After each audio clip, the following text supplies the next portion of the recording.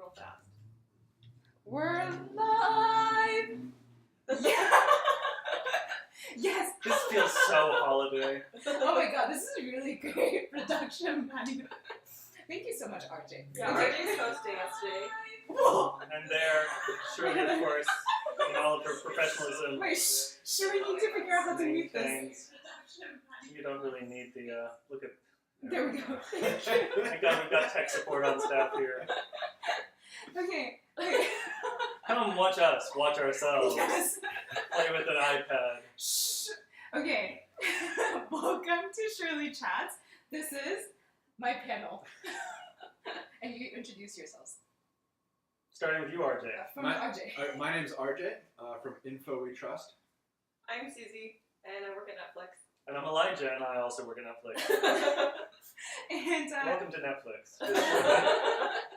yeah, we've joined Netflix right this second. Thanks for Freelancers versus Netflix. Oh yeah, two freelancers versus Netflix, and then the obvious missing person right now is Ian, but that's okay because he's at something very important. And we have so many people in the chat already. How many people do we have? By so many people, I mean 3 people. That's are they unique people, or is it just the same person I saying feel the same like thing over and over again? I should just Hold Oh, on. Do you have any questions, audience, for Shirley? wait. Hold on, I have something very important. SQPM says, Elijah, I love you, purple heart. Right, that's not important. People say that all the time. Yes. Oh, 4 speakers. Mic volume somewhat low. Okay, We can turn the gain up. here we go. So We'll have our people work on that. Sorry, Mike. Sorry, Mike Volume. and Let's try Afraid this. Not says, yo. And Hugo says, I prepared some herbal tea, 7+1 people, right? Yes. And please check out this amazing We're in a studio. set right now. This is a set that's been decorated to appear like a stereotypical San Francisco apartment circa 2016. With some holiday cheer. You could imagine that over in the corner is like, I don't know, like a vine in the shape of a Christmas tree with like a Santa Claus hat on it or something.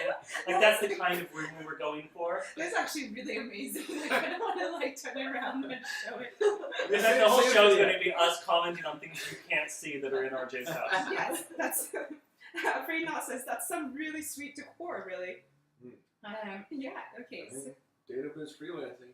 This is what Data Viz freelancing pays. This is you know? what it can get you. oh yeah, definitely. I mean, if you came to like Susie's house, you just see like very Spartan interior because Netflix. she works at Netflix and she has to, you know, Utilitarian. she has to have a couple of take it day by side day. jobs, right? Yeah. Except for the But she really- does it for the love, for the love. right? Except for the really expensive tablet in the corner of your living room. She got that on layaway. She's saving up her pennies. Took years for Susie. Yes, okay, so as usual for ShirleyChats, I have absolutely zero plan, so this is going to be very impromptu. The only plan I had today is to ask you guys how your year has been. How has 2017 treated you personally and in data visualization? And if it's been fun. Actually, I'm just really looking forward to RJ and Elijah's banter. This is going to be great. I think this is going to fill up the whole hour. Yes, so if you want to, do you want to start this way again? Elijah. Sure. start us How off. was my 2017? Yeah. Is that what this is? It's, I think, 2017 this year still. Like I published my book, Oh, which is cool. congratulations! Right? Yes, So congratulations! I'll start off with a book. And for those of you who follow me on Twitter, you know that I complain because I took a month off last year to write the sections in this. It's a second edition. And I took a month off and I said, oh, I'm going to write like a chapter. And I ended up sort of muscling through doing most of the rewrites during that month last year. And then that was last year, literally a year ago, and it only got published just now. So keep that in mind, RJ, as you struggle through this, that when you think you're done, tack on another year of just waiting for it. Yay! And watch as all of the API references slowly go out. Because that's where I'm at now, is I've got to do the errata for the book. So there's comments on my message board that said, hey, why is it your D3 Sankey is referring to the beta 0.731? Because that's what was out when I wrote this book.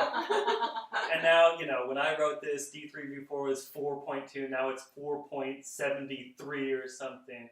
So that's fun. That's fun. But it's nice to have the book done. I tried to take a different tack with it, where it wasn't just sort of focusing on D3 has this mono library. I think that's what I got used to, and I think that we saw a lot of that as the production method. D3 was sort of like jQuery when it came out, and so it's got all of this functionality everywhere for like loading files and processing dates and formatting strings and creating DOM elements. And I think, at least in my experience, that's changed a lot. D3 very much now is for making graphical shapes and dealing with like graphical transformations. And I use other libraries for parsing strings and formatting stuff. I use other libraries for creating DOM elements and manipulating the DOM and things like that. And so while I still dealt with those aspects of D3, I tried to frame it more in what I think of as a more modern production method. More of what you'd see at a place like Netflix, where you're going to be using React to do that kind of stuff, like creating DOM elements, or you'll use other libraries for parsing and formatting numbers, or you'll pull your data in using something other than d3.json and the XHR stuff that's in D3. And I think that's really challenging because, you know, D3 still designed like this mono library. Oh. Hey, new follower. Thank you, P. for following. That's awesome. I love that, like, you have this cat murdering a butterfly. every Oh time. yeah, you comment on it every single time. It's a heart shape. Right. Okay. Sorry for the interruption. No, I think it's a good, I think when you watch a butterfly murdered, like, it puts everything in A perspective. heart butterfly. So that, for the most part, I mean, there were other things, of course, going on in 2017, but I think that was the big one. And No, Semiotics. Oh no, Semi-Island was this year? God, it feels like so long. You only talked about something you worked on last year. It was published. I still worked on it. I was doing a lot of Elijah publications. is just 1 year behind every I retrospective. look, this thing, if you look at the publication date on this, it says like, yes. It's like November 2017. So come on. Semiotic, right? So I released our data that we use at Netflix. And it's got 1,000 stars on GitHub, which I think is cool. I don't know what that means, but like it's more than 10. So that Wait, how feels many good. stars? 1,000. Oh wow, Is that good? that is I really don't know good. what that Great. really means. Yeah. We use the library all the time at Netflix. I love it. Who else uses it? I do. I use it That's based not on all Netflix. of our credits. You left a really long gap between the end of your question and the beginning of yours, and so I expected it to be implied when I asked who else. Sorry. Other people, like Sorry. people in New Zealand have used it. Oh, that's so cool. Well, I mean, this is the other part of it, right? Where I say, oh, it's got 1,000 stars on GitHub, and I hear people talk about it, and people ask me questions about it. I don't know who else uses it. I have no idea. Like, this is for me uncharted territory. I'm not the amazing, I've published things, and like people use my legend library everywhere. Oh my Here God. it is, my annotation library, just out in the world being used by real people. That sounds like a transition. Right. So that, to me, is a really Segue. challenging aspect of it. I mean, it's funny because I was just saying that D3 isn't a big mono library, right? It's all modularized. Now I can only pull out the pieces of it that I'm going to use. And yet Semiotic kind of is a big mono library. It's kind of like like this thing that I don't think it's very efficient size-wise, that lets you, build a bar chart, but it installs all of the same dependencies as if you were building like a really complicated network diagram or a really complicated contour plot or something like that. And so one of the things I would love is if there's anybody watching or people who are watching this later, if there's anybody who wants to really get into taking a library that's relatively popular and seems to be very feature rich and helping me to make it a bit more sort of well written for that way so that it can be deployed in a lot of different situations. That I think it's got a lot of strengths. I'd love to get into it, but I think that's it for a different time. But I think where it could really be helped in that sort of open source sense is making it more efficient and more amenable to being sort of built into projects where people are using it for maybe mobile or they're only using one part of it or another. So what I really wonder is, like, I think we definitely should have another episode where we just talk about semiotic. But the thing that I always wonder is, like, I love semiotic in theory. Like, everything that you've said and, like, all of the struggles that you've mentioned, like, if I was still at a company trying to make visualization for a product, I would definitely be down and using it. And I wonder if it's twofold, like, the kind of, what you're saying is you aren't getting as much feedback about people using it in the wild, and I wonder if there's number one, because it's just hard to talk about things in product. That's right. NDA. So, like, maybe they're using it and you just don't know. And the second thing is, I'm now a freelancer for a year and a half, so what do I know about companies? But I wonder if it's also that, like, you've just made something advanced enough that people love it in theory, but their companies haven't gotten there yet. So those are the two things I wonder. Yeah. But I'm a freelancer. What do I know? Well, no, I think that what I tried to do with Semiotic, and what I hope differentiated it from other data visualization libraries, is that I do data viz. I do a lot of complex and weird data viz. I'm familiar with a lot of the theory and practice around data viz. And I tried to make a library that was actually trying to address these things. It didn't just try to address this sort of engineering problem of how do I make a bar chart. Instead, I'm like, no, if you're into bar charts, then what you're doing is you're doing some kind of information modeling in some kind of particular area, which means now you're open to representing data in all of these allied areas. And that means by its very nature that there's no bar chart in Semiotic, which is challenging. There's an OR frame, and what does that mean? And so I think that really is a barrier. It's something I've tried to deal with documentation, something that also familiarity, but I do see that there are these other approaches that are still trying to answer this question of how do I do data viz as if it was a really simple problem, which I think is it's not owning up to how challenging data visualization actually is. Or just like, it's just a straight engineering problem. How do I answer the color problem here? Here's this categorical array of colors. How do I get a bar chart? Well, maybe, the answer isn't, how do I make a bar chart? Or maybe the question isn't, how do I make a bar chart? The question is, how do I present data effectively? On that note, we have a bunch of people saying hi. Britt is saying hi. I think Nilunia is nodding. And then, but if you have specific questions on what Elijah said, what Susie and RJ are going to say later, please put it in the chat so we can answer them, because that'd be really, really And please have specific questions. It makes for such a better when we're interacting with an audience. So if the question is, how do I get into data visualization, there are about 50 facts that can answer that question. But if you have something very specific about anybody on the couch, that'd be really awesome.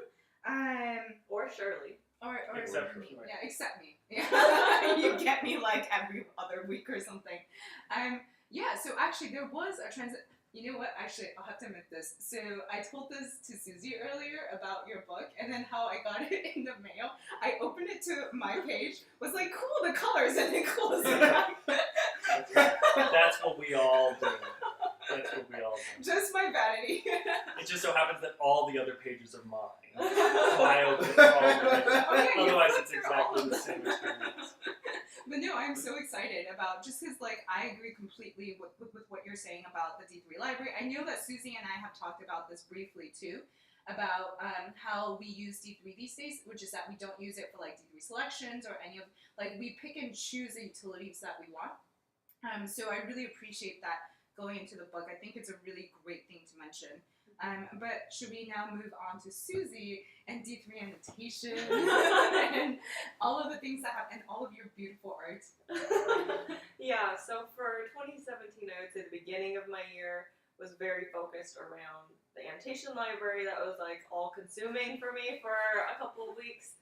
And the second half of the year, I focused on trying to strengthen my skills in graphic design and when it comes to data visualization. So unfortunately, a lot of that is getting manifested on internal applications right now. It's really great. Take my word for it. It's so great. You can't see any of it. But I think that there is an aspect of data visualization that I feel like is lost. I see really great, beautifully graphically designed static visualizations, but it's rare to see that same level of detail and touch to something that is more interactive. And so that's just been a theme that has kind of been in the back of my head for the second half of the year in working on projects. And so Why do you think that gap exists? I think you have more freedom when there are certain things that are actually in place and don't move with the screen.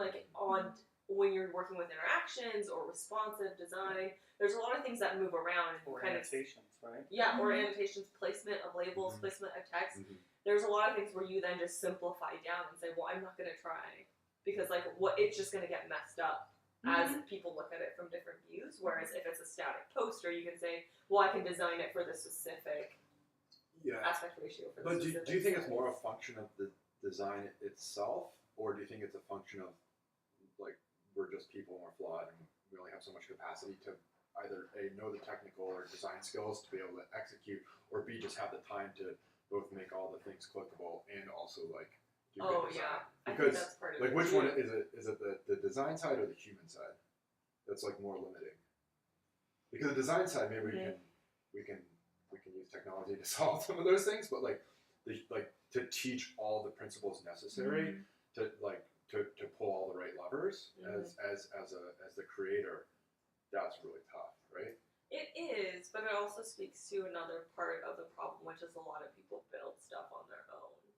And if you are able to work on projects with multiple people, you can kind of share the load in some cases. If one person is more on the design side, one person is more on the programming side, you can focus. And I have learned, at least internally, if I do mock-ups and like really force myself to do them as a completely separate step from like, oh, I'll just make a prototype that seems so easy and straightforward and I can design as I go, that always leads me to spending way more time on just making the prototype work and like a lack of real thought around graphic design.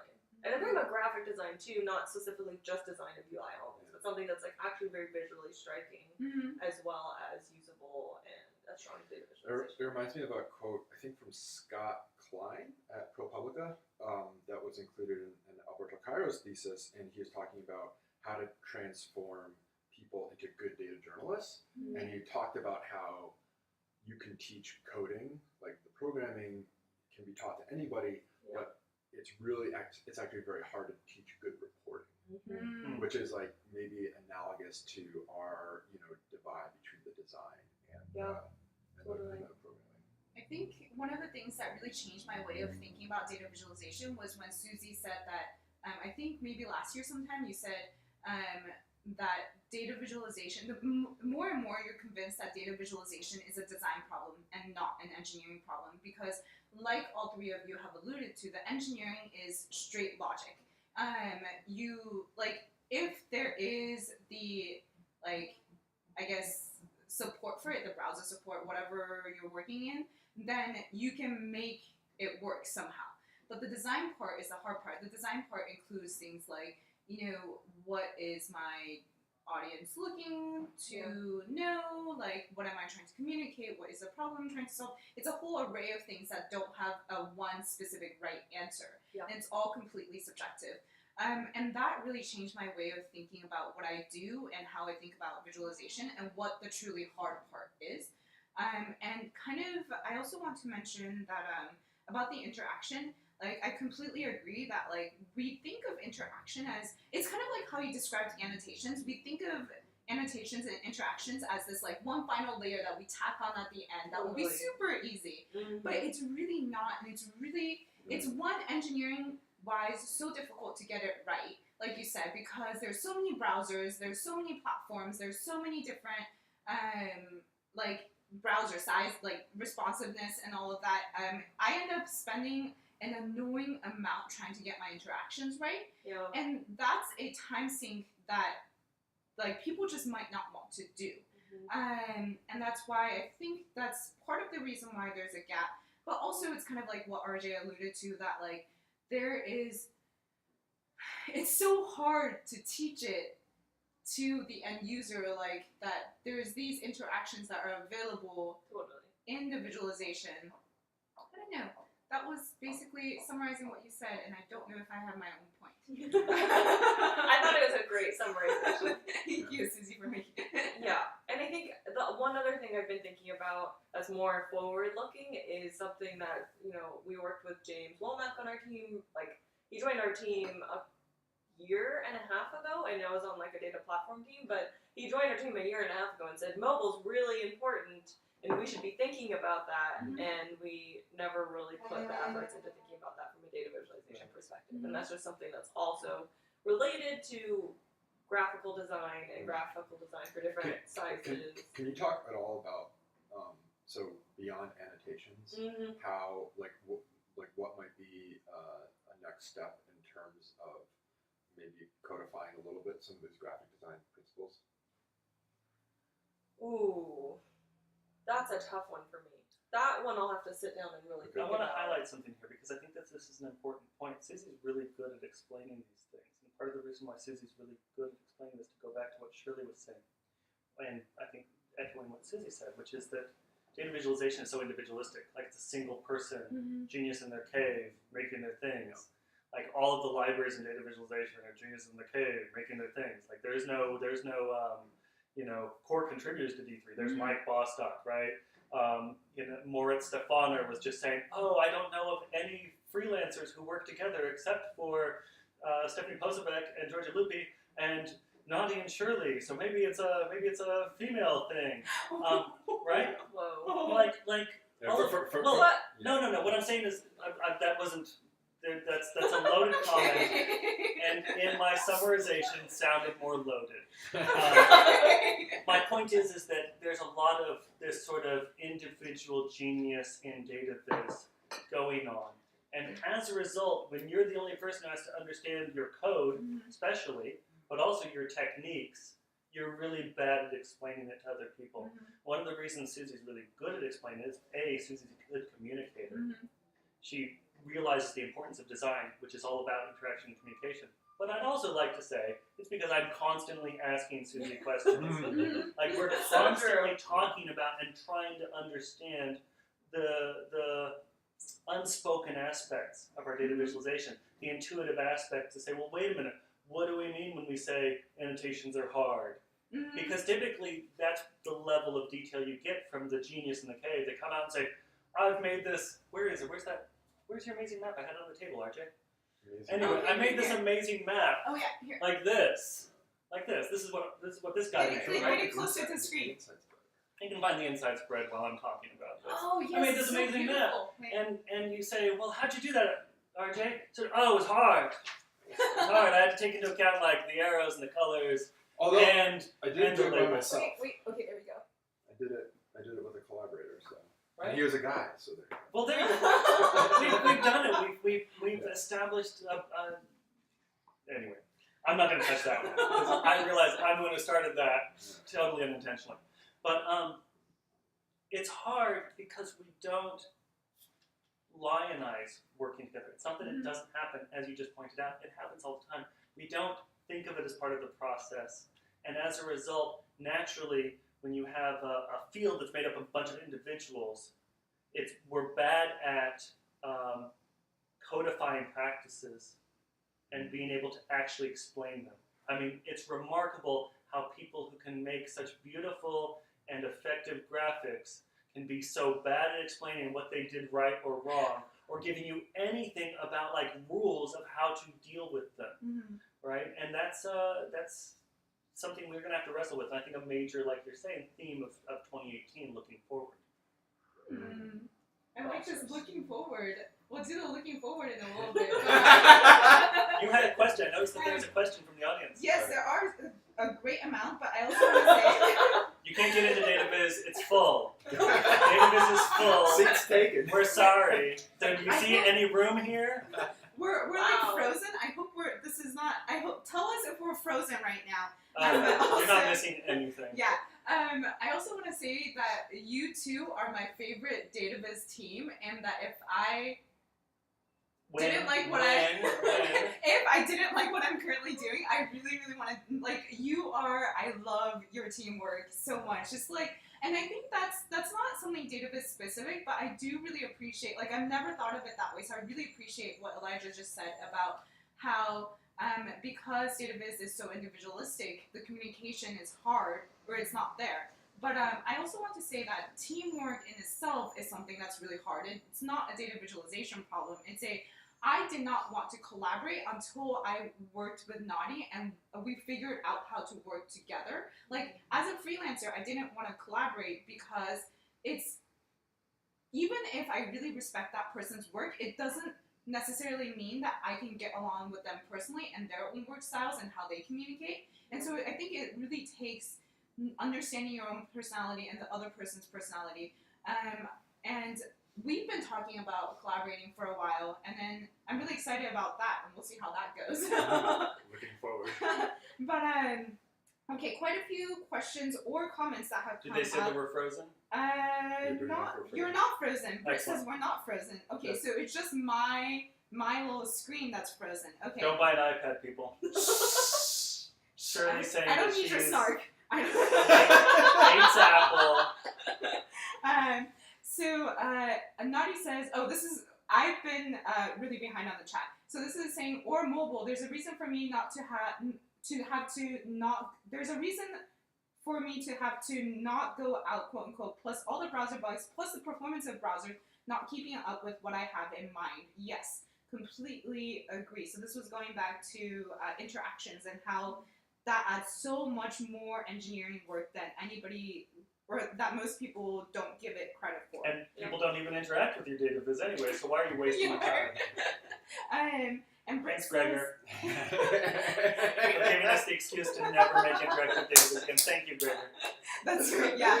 Actually, people are like, the last project Nadia and I just did, they were like, no, don't have interaction. He tried to walk it back. He's like, no, I didn't get it. Like, no, thank you.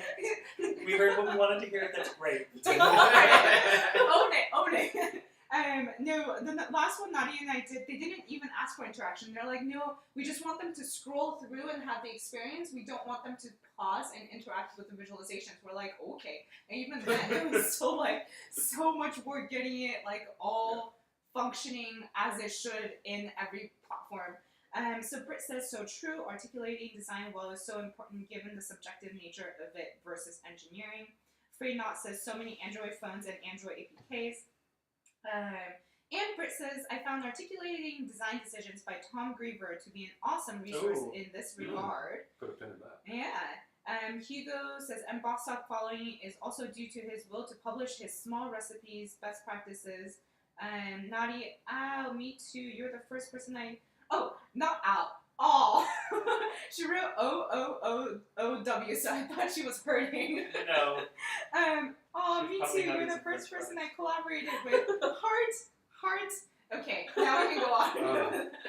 To RJ. Well, but I want to build on something, which is Stop collaborating, this RJ. idea- Independent. This idea of there's a big difference between actual collaboration, working together, and then making a big public show of it. Right. And so, Okay. like, the creative process Yeah. is messy, full of anxiety. There's a lot of like thorniness, and like when you share your process with somebody, it's usually because you trust them. And there's a lot of different, like, don't show unfinished work to idiots, right? Like, that's a maxim. And like there's a reason for that, just because if you show unfinished work to somebody who doesn't get it, then they're not going to criticize the right thing, or they're like the education that's required for them to get any useful criticism from them, right? And so even, somebody who spends a lot of the time by themselves in their nerd cave, like, is still dependent on so many types of interaction, whether it's actual design feedback or testing. And there's all different types of testing that you want to do. And that is a whole process, and it's really, really messy. And sometimes we enjoy looking back at that design evolution or whatever, and whether you're defending your design decisions, which is something that, is like part of the design process. Like, this is why I, made it blue.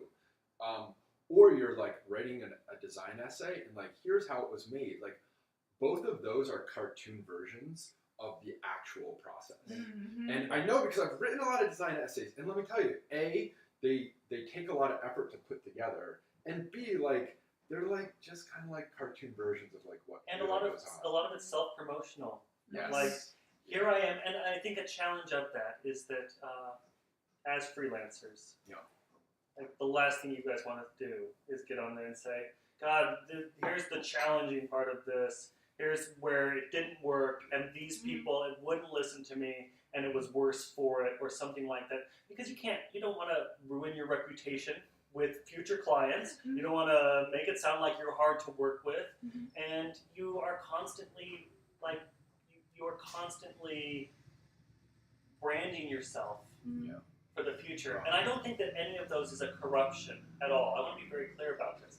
I think it's just a natural aspect of being freelancers. Like that's just a part of the world. You're not going to go out there and say, here's how I'm bad. Here's how I screwed up. Database is dead, right? I can You do have that. job security. But that's the thing is that like the problem is that it seems like the only people who are communicating or who are vocal are communicating in this performative way. Yes. And makes it sound like that's how communication is done in data visualization. And then it makes it seem very stark and shocking when someone like me shows up and says, oh, there's bad things. And then somebody says, wow, sounds like things are terrible at Netflix.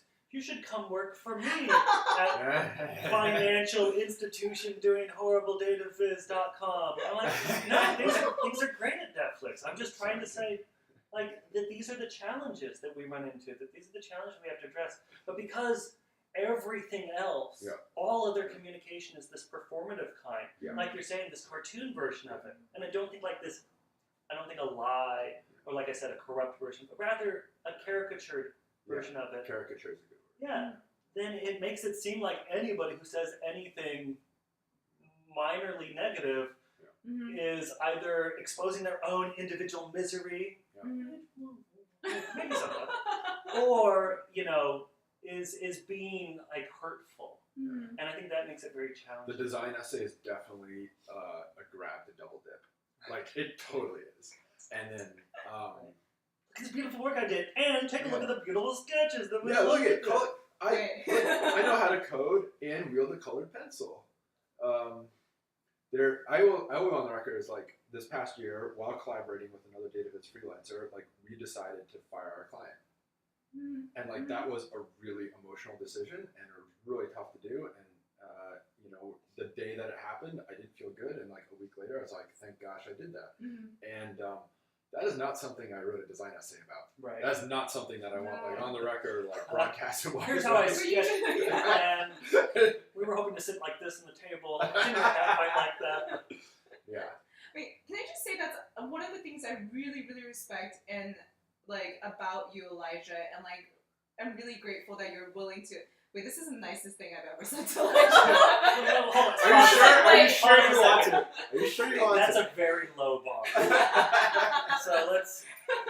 All I was going to say was your willingness to speak up about all of the things that may not be butterflies and unicorns and rainbows.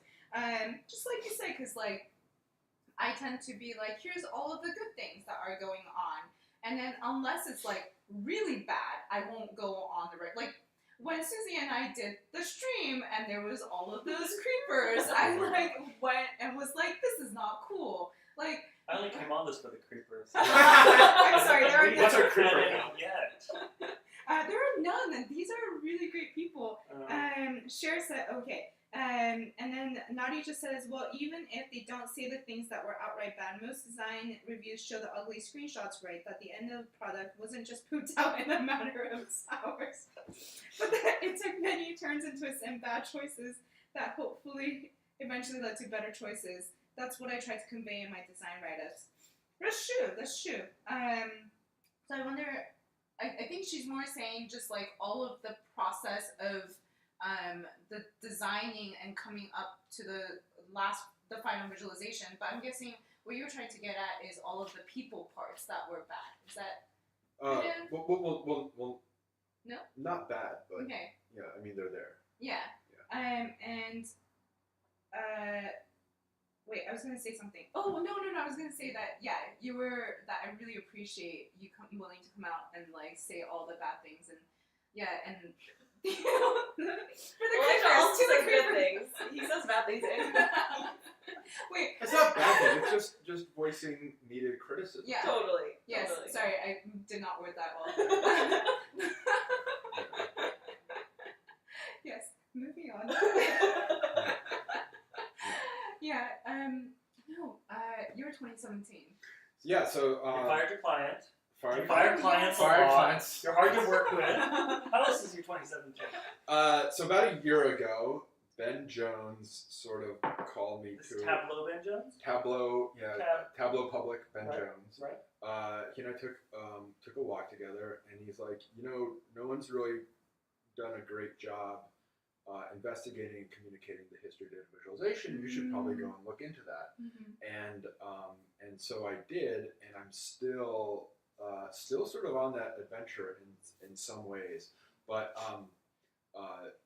like learning all the existing scholarship that I just wasn't on my radar at all, and then putting a little bit of scholarship together on my own, but mostly communicating everything that was already out there. Then wait, did Ben say like the history of data visualization started in 2003 or presumably whenever Tableau was founded?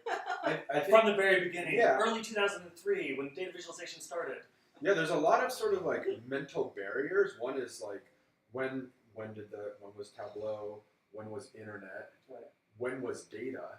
And like you can or when was like the charts we know and love, and then before that was when was statistical representation of statistical data. Before then, when was data? And then you can just keep pushing a line further and further back. And I've seen now I don't know, probably thousands of pieces of historic viz that honestly, no offense to everybody in the room, but like my favorite pieces that I've seen this year that were new to me are pieces of historic viz. Yeah. And just from a color theory perspective, I saw some stuff at David Rumsey's house a couple weeks ago that the internet has never seen, never been scanned, never online. He's going to do it. He's going to put it online. And the use of color that the French were able to do with color lithography in like the 1870s, just like completely blows your mind. And so that's been a really big sort of arc for the past year, and it has been about 12 months since I sort of discovered Michael Friendly's website, which is dataviz.ca, VIS, because it's not American. And then it's been a hard year. and so the learning is great, Yeah. but then on top of that is that What do you think is the appeal of that, RJ? I mean, that's because I feel the same thing. I look back at these old Britain stuff and whatever. When I saw your map, and I thought, oh, look at this. Nobody makes data viz like this anymore. Why don't they? And I was like, I made this. Shut up, RJ. I'm making a point. Like, what is it about these old examples? I've obviously, if people who've been following my work, I've always loved isotype. And I tried to implement a very simple first stab at it. Isotype's much more than just sort of using icons in bar charts, but a simple first stab at that. What is it that you think that draws us to it? I think that there are several things. One is that it defies expectations because you don't expect them to have the data available that they did have available to them, and for them to be able to do what they did with the data. And then in certain aspects, and actually in a lot of aspects, their design exceeds what we do. Especially because we're designing for tiny little screens, and we're designing so it can be interactive, and we have all these we actually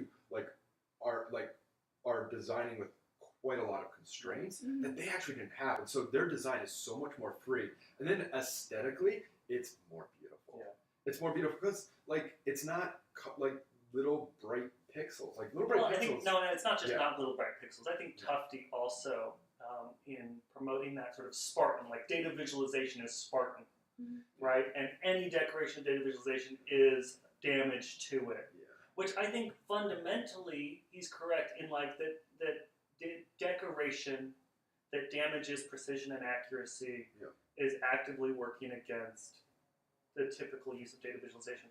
But I think that, again, to get back to caricatures, the caricature of that position, which is that any use of color, any use of decorative elements, anything other than grays and light blues is somehow bad data viz. And when we see things where people did use iconography, they did use rich color, they did use, I think of W.B. Du Bois's spiral, right?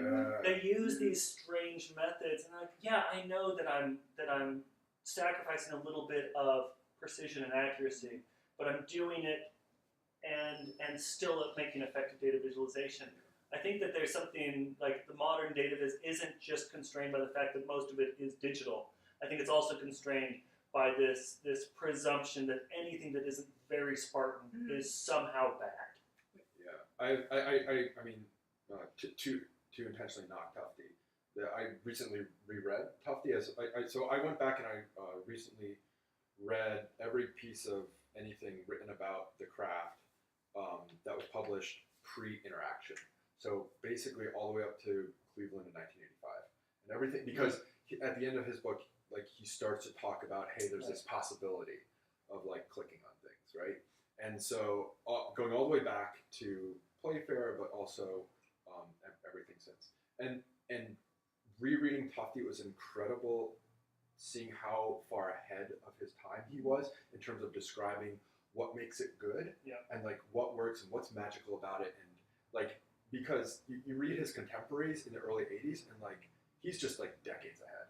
And it's obvious why and then of course the other side of the coin is like, all of his advice on how to do it, the mechanics of how to do it, is like completely like not useful and just doesn't help at all. And in terms of Spartan data viz, it's like, yeah, like wielding the freedom of complete like graphic design, like yeah, that is a lot of responsibility, and like you can really screw it up because there's so many more degrees of freedom. But that doesn't mean like it can't be done. I have 3 follow-up points that I've been trying to retain. So the first one being what I think we do also need to keep in mind that like these beautiful works that we're seeing historically are probably the best ones that lasted through the generations, whereas like what we're seeing right now is basically everything That's through the survivorship generations. bias. So it might not just be that they were so much better. It might just be that they weeded out the bad ones for us to only see the good ones. So that's the first thing. The second thing is I find it extremely interesting your point about like how we have so many constraints and like they didn't. Because to me, the reason why I found a lot of what you've shown me, which please check out RJ's like infowetrust.com and like the history, the interactive history of the slug visualization. is scroll, so /scroll. Okay. And like a lot of what you've shown me, what I've found really beautiful is that they get so creative making these visualizations with the constraints that they have. Like the colors that you were talking about, like from my understanding, like some of them I love because they can only do black and white and they got really creative with like the patterns, and sometimes it's like they only have 4 colors, so they have to get really creative with that. The constraints that they had and the ways that they got around that is the most beautiful things to me, and I don't know if we're doing that right now. Like I feel like we just have so much choice. Like yes, we're constrained to one screen or this tiny little screen, but like in terms of color, in terms of shape, in terms of like generating these, like algorithmically generating all of these different like thousands of shapes or something, we have so much choice that like I think that gives us what's the word, like choice bias, not paralysis, decision paralysis. Thank you, decision paralysis that maybe they didn't quite have. And that's why I really, really enjoy the restrictions that they have. So that's my second point. And the third point is what Elijah was saying about precision. And recently, I'm becoming more and more of a fan of visualizations that aren't so strict with the numbers, but instead try to convey a feeling. Of like, if this data set is really, really huge, instead of trying to be really precise with like down to the decimal point of the number, being like, here's like, this animation that helps you understand the size of this number or something. And it's not precise, but like, we're not going to show you the numbers anyways, because you're not supposed to know the number down to the, decimal point. It's that the point is that you're going along with this story, and with the story, the important thing is you understand the impact of this number. And for that, that's a very like, to me, that's an emotion, not a logical understanding. So those are the 3 things I wanted to mention. That reminds me of the discussion we were having right beforehand, was like the purpose of the table is both to store information and communicate information. Data visualization can be the same thing, and like honestly, like people can't do 5 digits. They can't. Mm-hmm. Oh, I mean, not only can people not do 5 digits, but it's funny because when you say that, what I think of is I think of sort of the decimal precision in geographic data, right? You oftentimes get a table of geographic data, and it says, here's the center of San Francisco out to like 8 digits of decimal precision, which is, I don't know, a nanometer or something like that. And it's not real. It's just when they dropped the pin gave them 8 digits of precision. This isn't a claim to this being the precise center. And I think that, RJ, you have a background in maps, I have a background in maps, and we understand, because maps historically have a long tradition of acknowledging that, first of all, precision is not accuracy. These are two different things. And also that even though we have very high resolution complex data, we don't always use it. And in fact, using it is oftentimes the wrong thing. When we show a map of the United States, we don't use like meter level precision satellite data. Oftentimes we don't use satellite data at all. And we don't do that because it's not that we don't have access to it. Of course we have access to it. We make these active editorial decisions to get rid of things because that we're not even to evoke feelings, not even something so substantial as that, but rather the details and the precision gets in the way. And we're okay, and like in maps, we're okay with that. In maps, the most effective data visualization that we've all gotten really good at reading and using, we're totally okay with that. If you start to do anything like that with more traditional data visualization, immediately you have a bunch of people come out of the woodwork and say, God, what are you making this art? Or you're misleading. This is about truth and precision and all of this. And it just is so limiting. Before we leave, I don't know if we are leaving, but before we leave historic data viz, I want to do Santa Claus. So I don't know, maybe Elijah, Susie. RJ has Shirley. gifts So for us. these are little Thank gifts you. that you can open on camera now. Oh, man. And maybe you can read the. Wait, I'm gonna. Wait, this is so beautiful. Yeah, so wait, hold on. you can see the I packaging. half Right. untied. Right. It's the unboxing. That's right. Oh, Since Susie's being punished for being the polite one who doesn't. Well, no, you have to read it. You have to read it first. Wait. though. Then I think Read it out loud. Susie should well, describe at least her experience of this. yes, Susie should read it. Susie's polite and therefore is being punished in her amount of speaking. Let me just also read a few of the comments. Sure. Adam Pierce says, I only include my pretty screenshots. Right. We know that, Adam. Colin P. And Kyle says, I think that's so this is, I think, going back to talking about what's good and showing work, unfinished work. So I think devs look at things they are making and focus on what's great, and they know what the big achievements are so far in the project. The product or some other invested party only sees what's still broken. It's just better for morale to only show people the good stuff and contextualize views. Yeah, I think I partially agree. So I think this is talking specifically about unfinished work, and then eventually towards the end with the more finished work, we definitely need to be like showing for feedback. Yeah, sorry. And then. But I think the root of that question, though, that RJ had was, are there any useful design principles or graphic design principles that can be pulled out of exploring graphic design more in the context of data visualization? And that's something that's different than trying to explain your entire creative process. Is there anything you can extract from investigating what you were doing as you were doing it that is actually a valuable insight for other people? And I didn't have a good answer to that, but I think that is a different take than you just saying, this is what I did step by step. As just a sidebar. Do you want to read it? Yeah. Okay. Enclosed. Please find a handmade and to-scale facsimile of Darton and Gardner's comparative heights of the principal mountains and lengths of the principal rivers.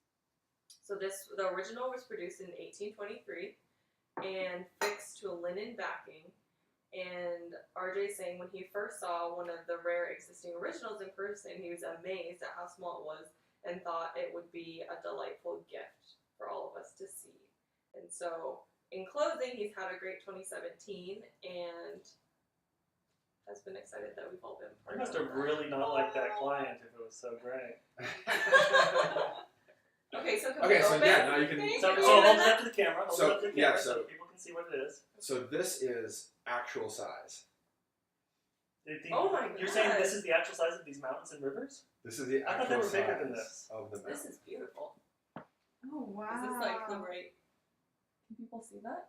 Okay, we should link to Wait, hold on. I can get a up. version of this. So and this is This is the actual size. I had no idea. This is so Oh, small. It's so small. I would have thought that this was much larger. That's I don't what know that I've seen this one, but I've seen When- these. No, okay, so you've seen other versions. Maybe you've seen Is this the one. original? This is the Oh, original. how cool! This How is the one and that it was this inspired all the small. other ones, and it was this small. Look at that! Wow. It's a bar chart. So the original one, it's called a case map, and the original one came in like a little cardboard sleeve and a little case, and you could pull it out. and What travel was who with was it. the audience for this? Like students? I don't know how many were made. Novelty? So Because I don't imagine there people was were a sitting map. here like somebody was sitting here saying, "Who?"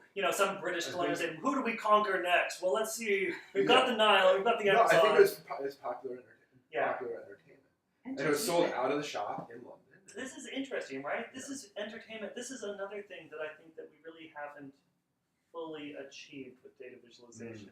Is data visualization as entertainment, as the avenue to enjoy things. We keep treating data viz like it's a supplemental thing to better understand something, and that's I understand that that's how most of us are paid, and it's very important. It's super limiting. Like data visualization as an actual, not as a supplement to understanding the manga. Like even with Nadi's work or Shirley's work, where you're like, I loved Harry Potter. Look at this. I loved Hamilton. Look at this. But rather, I imagine that there's a way to enjoy Hamilton for somebody who didn't enjoy Hamilton, that they could still enjoy the structure of Hamilton. Like that it's not supplemental. It could be primary. It could be for some people. It doesn't have to be like bifurcated like that. It could be that like Hamilton was fine, but I really There's love people this that say map of Hamilton. Delightful data viz. Yeah, and I don't think that we've really fully embraced that because everything has to have an aesthetic of sort of like utilitarian, Puritan, Calvinist, like this got something done today, so I feel like it's good data viz. Well, you're also competing with like really short attention spans, videos Yes. of cats, and I don't. Those are cute it videos just- of cats. The world has really changed too on what people think is That's right. entertainment. That's right. Yeah, that's really fair. I think that's why like one of the things that I'm really interested in going forward is like this is a long-term pipe dream, but like I'm really interested in more immersive experiences. I'm not talking VR. Like I'm talking like actually being in a room and then like having these things surround you and being able to touch it. And like it's a completely different model from like I think the web is great because it reaches so many people, but like it's also like Susie said, they have a split second and you need to capture their attention in a split second. There's just so much going on, but like I'm really interested in seeing what it means to only serve a handful of people, like a group of people that, because it's a physical thing, so it only serves the people in that physical location, but then they have much more time, if they want to, they have much more time to go through and explore it. Excuse me. Is that Surely you have a powerful, wealthy, and connected audience. Surely one of them Oh God. has access to some kind of gallery space or Yeah. something, right? I don't know. We'll see. I really definitely want to Don't do that. you? I really want to do that in the next few years. And then I guess I also just want to say, like, for my 2017, really briefly, Oh my gosh, we haven't even heard about your 2017. Quick, you've got 3 minutes. we're gonna go over time a little bit. I think we haven't even talked about 2018. It's We'll gonna be figure out terrible. 2018. It's gonna be terrible. The Yes. asteroid. Okay. So I think the things. Well, first of all, it's been really amazing in how much I've been able to learn. And so, like, for example, like I've known you two for a while, but I met RJ this past year, and I think I've learned so much from RJ. I've just learned so much from all the people that I've been able to meet, like at conferences or just traveling or just like in general online. And I think it's really shaped how I think about what I want to do going forward. And I think one of the events that was really shifted my perspective was going to I/O in June in Minneapolis. So I/O 2017 And in particular, just kind of like all of the creative coding that went on, all the generative art that went on, and kind of like opened my eyes to like what you can do outside of the web, even. Right. And outside of D3 and outside of sort of practical product-oriented data visualization. Yeah, just like what it means to just do something for the sake of being creative.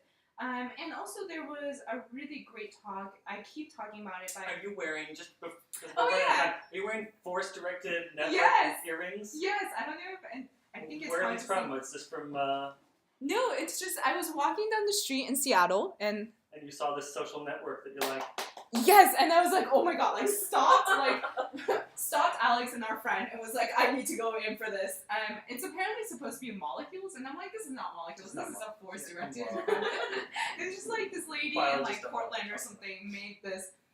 Yes, so I've been wearing it to every Data Busy event. But there's a really great talk by Mimi Onuaha about data collection, and she was talking about how important the data collection process is and how much bias, unconscious or conscious bias, goes into data collection. Right. And like that really made me realize, like, one, how much I did not pay attention to my data collection process and how much I should, but also like how imperfect the whole process is. And there's an interesting so there's a scholar, Johanna Drucker, who talks about the difference between data and CAPTA, and this idea of what we treat like data and how there's all of these problems of where it comes from and the biases that are in there, the survivorship biases and the confirmation biases that exist within data.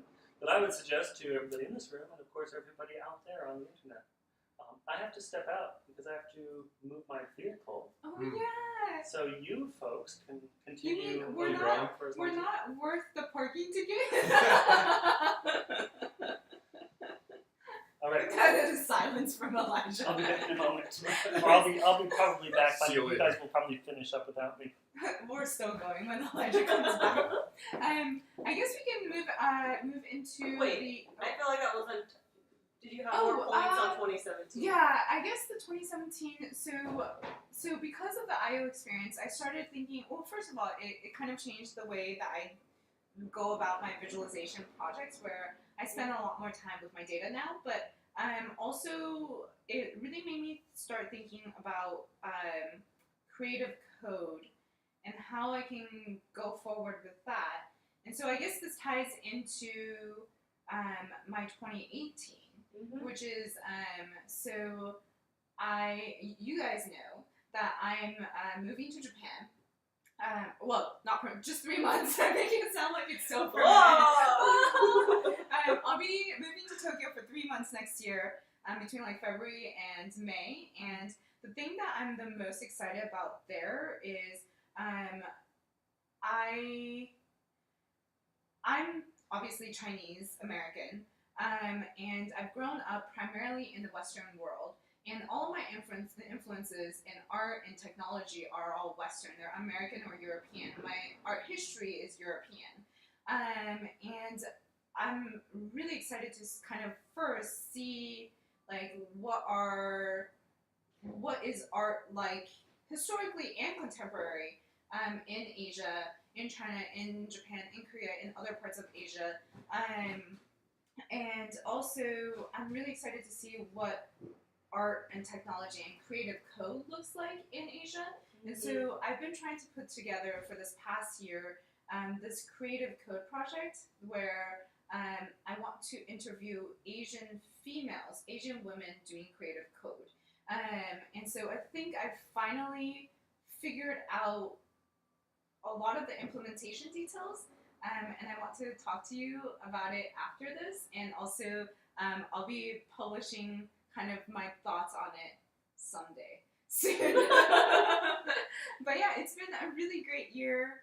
I've gotten to talk to a lot of people. I've learned so much. I think the most important thing is the shift in my thinking and my priorities. And like I think sometime this year, especially doing data sketches, I've realized how important the education part is to me, of like what like one, just what visualization can do, but also just visualization and code and the possibility of visualizations and teaching that to a younger generation. I speak like I'm so old, but like to a younger, like the high school and college students. Yeah. And if with my kind of fun and sometimes silly but pop culture visualizations, if I can do those and and if that gets in front of more and more younger like high school kids or that sort of age, Yep. and that shows them that coding can be fun and it can be beautiful, like that I think is one of the biggest goals I've found for myself in the past year. So that's my 2017. Yeah, that's it.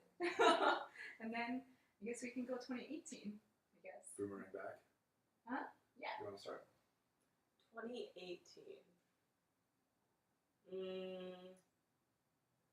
I think that I do want to dive into the mobile stuff that I touched on earlier as a project. I have in my head this idea of a different visual world for data visualization that I haven't fully mapped out in my head, where it's much more diagrammatic, and it's about you work in this grid space and you say, oh, I want these two connections. I want there to be these two objects and for them to be connected, and the connection has to happen, but maybe there's higher priority connections and lower priority connections, and then you say, well, the two objects I'm connecting are each going to take 4 blocks, and then I want to be able to have a label in there that takes 2.5 blocks, and I want you to arrange the connections for me so that they're the most, take up the least amount of space, or the least amount of overlapping, and it's this weird pixel grid world that I've been thinking about that is just, I think at some point will come into fruition in 2018, but I haven't. It's like this weird, I would say like Mario world. I'm so excited to see this. I love weird everything. concept in my head. Well, I love everything Susie does. I am Susie's number 3 biggest fan. Shirley thinks she's been bumping down throughout the years, but she hasn't. She's right up there. Okay, I think I tie with Elijah, but I don't think I want to take Sam's spot. Sam can have the number 1 spot, and Elijah and I can share number 2. I love everything you do. Thank you. Just the amount of thought and care and detail that you put into everything you publish. I don't think we even spent enough time talking about D3 annotation. But like it just kind of really, if there's 2 things that changed how I do visualization in 2017, it was D3 annotation and GreenSock, learning GreenSock for animations. I just love, and that's so nice. Thank you, Shirley. Yeah, of course. How I'd like to hear more about how the like the pure art that you do sort of like slingshots back into your data viz craft. Shirley and RJ and Elijah all follow me on my art Instagram world. I'm gonna pull this up on my iPad. It's been fun. I mean, some of it has bled into the Twitter world with those drawings I did for the 7 types of data visualization professions, and I've been focused more on cartoons lately, but which are typically in black and white, but sometimes I have color pieces, and the color pieces definitely affect how I understand color and think about color in data visualization, as well as like, even in black and white stuff, it affects what I think about in terms of textures. And I think to your conversation earlier around what are the different histories we have today versus what we had, 100, 200 years ago when we were making data visualization, there is an aspect of it that I get frustrated with in modern data visualization, when there are times that I would love to be able to draw something and have that come to life as easily through programming. A lot of times I'm like, oh, this would be so easy to draw, this concept, and it's so hard for me to create that shape graphically. So that's a huge frustration of mine that there's almost a think about metaphorical link to like character rigging, right? Where you totally, have like the metal jointed skeleton, and then the skin on top of it. Whether it's digital or it's stop motion animation. Where you have the character rigging. Yeah. The colors are like my relationship with colors sort of evolved a little bit by looking at some of this historic data viz, which is completely garish. And so there's this whole series of maps that the color looks. I mean, I don't mean it's kind of like this. It looks like a 4-year-old took a highlighter, like a set of like neon highlighters, and went to town on these maps that are 300 years old. Wow. And so we think of like historic stuff as being like very aesthetically balanced and pleasing. Mhm. And then there's this concept of like, well, what are you really doing when you present something information visually? Like you're trying to encourage comparison. Mhm. And if like colors are well balanced and aesthetically pleasing, then they're in some sort of harmony, and then like there's not a lot of to compare between them, right? And like actually really garish, ugly color combinations are the combinations that like allow you to make comparisons. And like, well, is it so ugly that nobody will even look at the thing, right? And so like there's this weird kind of like emerging like color as a tool versus color, you know, for aesthetic reasons, and like, well, but aesthetics are also a tool, and like there's this new sort of, I don't know, nuanced appreciation I have for color, you know, or palette dynamics, not even color dynamics. Yeah. Yeah, I feel like an area that I personally would like to explore more, and I don't think is used, it could be used more, is desaturated versus saturated colors, and that spectrum of like, as you desaturate things, you're telling people that it's less important, but using that more and more instead of everything is a bright, catchy color across, and your entire color palette is like equally eye-catching.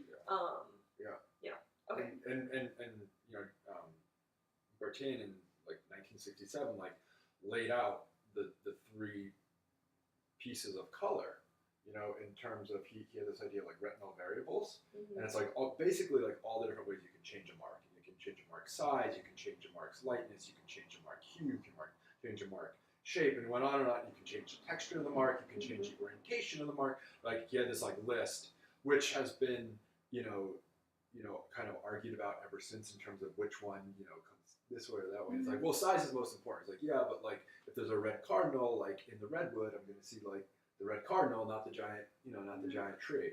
And so like there's different aspects to and different balance, but he even back then, 1967, so it's, I don't know, like many decades ago, like he split out color into like the three dimensions that we think about color on now, which is the hue, saturation, and light to darkness. So, we're looking ahead.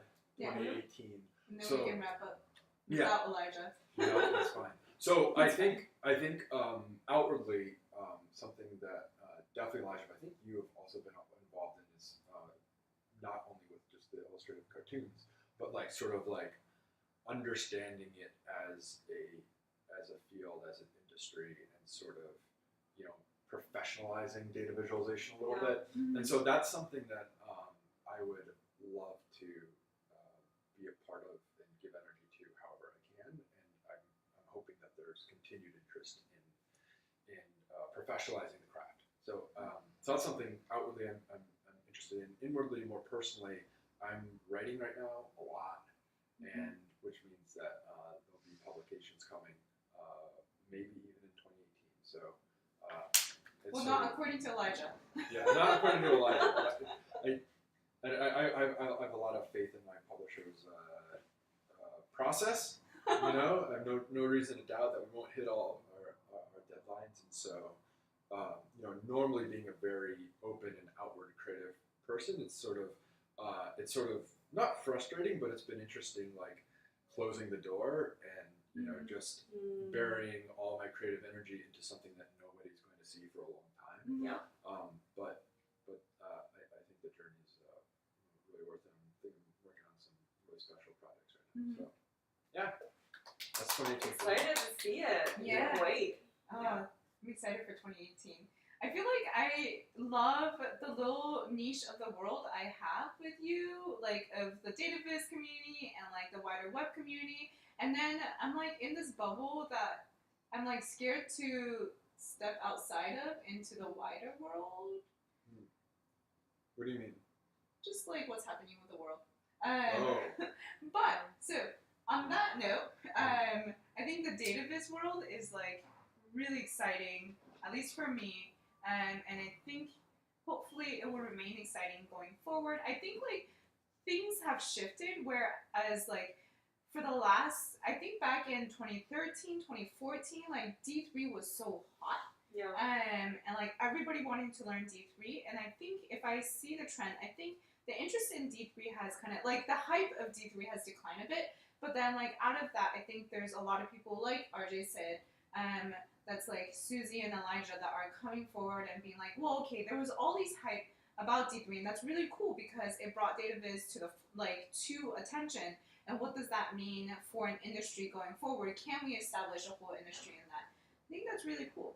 And we were joking around beforehand about a podcast. Yeah. Or no, not a podcast, a YouTube YouTube channel. Yeah. Where a bunch of us just get together and talk about data. So like, there's a podcast called Front End Happy Hour that I think is really cute. I think every 2 weeks they all just get together somewhere in the Bay. So it has to be in person, and they have a panel of 4 to 5 people. And they just talk about, they choose a topic and they discuss it for like an hour over drinks. They actually do, when they say happy hour, they really do have alcohol. And it's really cool. It's really fun. It's a podcast, not a YouTube channel. But like, that'd be really cool if we can get it started. I nominate RJ's place every single time. We're gonna have to start paying rent. I know. Studio space every month. Yeah. Speaking of, we should plug the event tonight for anybody in the Bay Area. Oh yes, you're right. Thank you for reminding me. Wait, before that, Shirley, Yeah. my one question on 2018 is what Mhm. happens to data sketches, like after you guys are done with your year-long. Well, it's never actually going to end. That's true. That's the secret. That's the secret. But in Yeah. reality, though, once you're all done with all 12, like, what's the next? Are you going to continue in different types of installments, or do totally different projects, or is it just going to live in its? So we have that Medium publication that was supposed to launch in the summer that never did because I never finished. We haven't finished yet. So the first answer is that we want to keep something like it going, but maybe for the wider community. I think it really depends on Nadia and I's time availability of like.